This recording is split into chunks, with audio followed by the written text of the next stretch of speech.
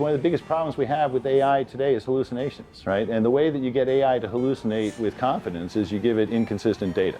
So when you think about modern applications, AI application services, it's not just one database anymore, right? We have to operate across databases. You have vectors, you have graph, you have time series, there's spatial data, there's relational, there's document data. So if you start to persist data across multiple silos, what you do is you create an interconnect, which requires a lot of maintenance and a lot of overhead and a lot of compute infrastructure to kind of persist data across multiple stores, transact across multiple instances of data to give you the view that you need for modern applications, right? So if you have different persistent stores and you have different views of data that might be related but inconsistent with each other, this is the recipe for hallucinations. So it's not about normalization anymore. Normalization is a relational construct, right? So normalized data persists in tables, right? Homogenized tables that have relationships to each other, orders, items, shipments, invoices, they're all related to each other.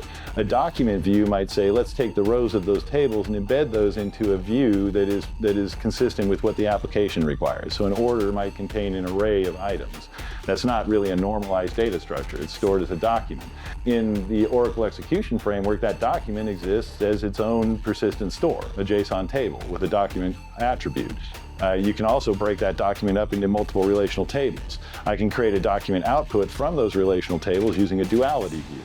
As long as I have a single execution framework that allows me to access that data consistently across those shapes, now that's the power of the converged database.